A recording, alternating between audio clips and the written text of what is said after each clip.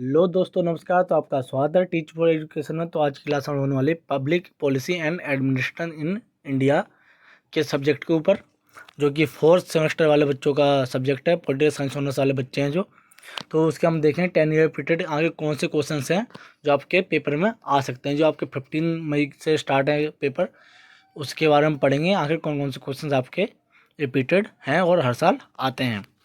तो बढ़ते हैं पहले प्रश्न की ओर। तो आपका पहला प्रश्न है कि लोक नीति के विभिन्न प्रारूप का संक्षिप्त विवेचन कीजिए। आपके विचार में लोक नीति का कौन सा प्रारूप अधिक प्रासंगिक है और क्यों? जो आपका लोक नीति वाले क्वेश्चन से लगभग आपके हर साल के पेपर में आपको मिल जाएगा। जो एवरी ईयर का आप क्वेश्चन उठाओगे तो उसमें आप देखोगे ये क्वेश्चन आपको मिलेगा ही मिलेगा। अलग अलग तरीके से पूछा गया है, आप देख सकते हो कितने तरीके से पूछा गया है और कौन कौन से क्वेश्चंस आपसे कैसे पूछ सकते हैं। तो लोक नीति का हमेशा आता ही आता है। तो आपका ये 100% आता है ये वाला क्वेश्चन, जो आपको अच्छे से पढ़ना है। और इसका सिमिलर क्वेश्चन देखें तो इसका सिमिलर क्वेश्चन देख कर भारत में लोक नीति निर्माण प्रक्रिया की व्याख्या कीजिए। तो आपको इसमें ये बताना कि आखिर भारत में लोक नीति निर्माण प्रक्रिया क्या है, कैसे हुई और उसमें क्या क्या होता है। तो आपको लोक नीति के बारे में पढ़ना ही पढ़ना है। जो आपको पब्लिक एडमिनिस्ट्रेशन वाला बुक है, आपको उसमें पहले ही चैप्टर में ये मिल जाएगा। और उसमें नहीं, उससे आपको पढ़ने का मन नहीं करता तो आप ऐसे बहुत सी बुक्स हैं ऑनलाइन, आप उससे भी पढ़ सकते हो। अदरवाइज मैं आंसर आपको आसान भाषा में प्रोवाइड करा ही दूंगा।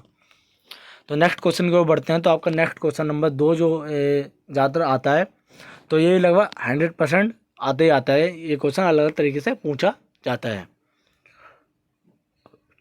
तो क्वेश्चन है आपका विकेंद्रीकरण से आप क्या समझते हैं और विकेंद्रीकरण के विभिन्न स्वरूपों का विवेचन कीजिए। आपका विकेंद्रीकरण से अभिप्राय है कि जो आप लोकतांत्रिक सरकार में देखते हो, संघीय सरकार होती है, इसमें क्षेत्रीय और केंद्रीय सरकार दो हिस्सों में बटी होती है सरकार।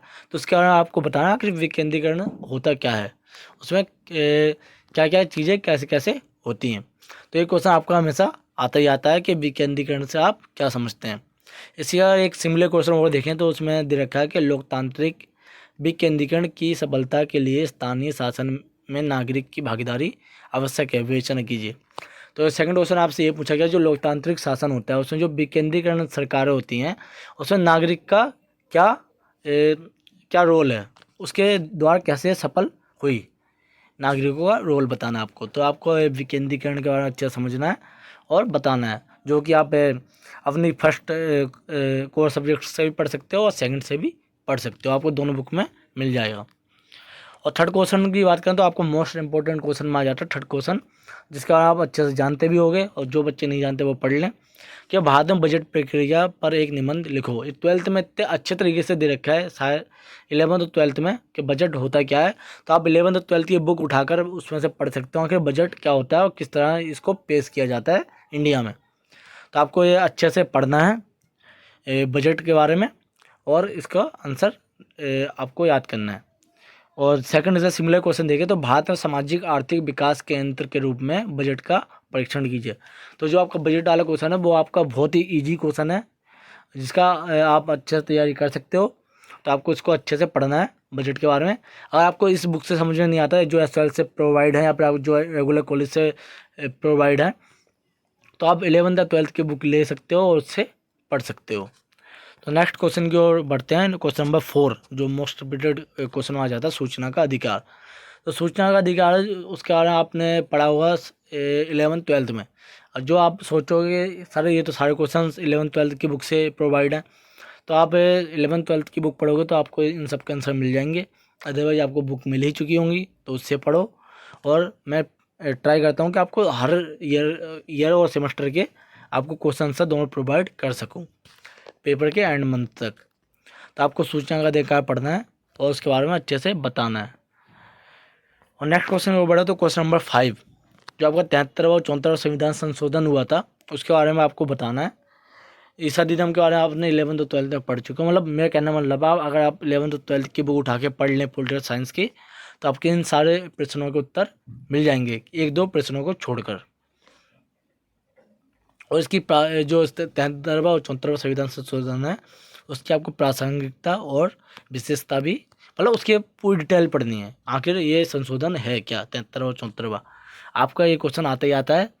आपको अगर आपके पास 10 ईयर रिपीटेड क्वेश्चन नहीं है तो आप मेरी वीडियो में देख ही रहे हो। आपके पास क्वेश्चन पेपर है तो बहुत अच्छी बात है, आप उन सब प्रश्नों की तैयारी कर सकते हो जो जो उसमें दे रखे हैं, उसमें आप अच्छे दे सकते हो किस तरीके से क्वेश्चन आते हैं। मैंने फिलहाल उन सब पेपरों से आपको छांट के क्वेश्चन देता हूँ और आपको दिखाता हूँ कि किस तरीके से क्वेश्चन पूछे जा सकते हैं।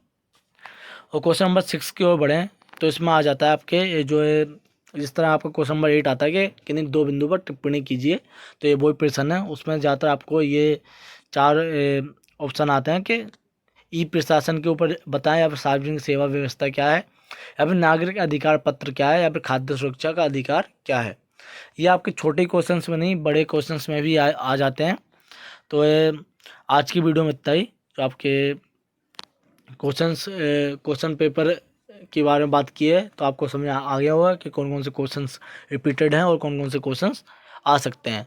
तो आपको इन सभी प्रश्नों की अच्छे से तैयारी करनी है और मैं ट्राई करूँगा कि आपको सारे क्वेश्चंस के आंसर प्रोवाइड करा सकूँ जल्द से जल्द, इसी मंथ के अंदर, या फिर जो नेक्स्ट मंथ में आ रहा है तो मई के 5 या 6 मई तक आपको सारे क्वेश्चनों के आंसर प्रोवाइड करा दूँ, दोनों तीनों बुक के।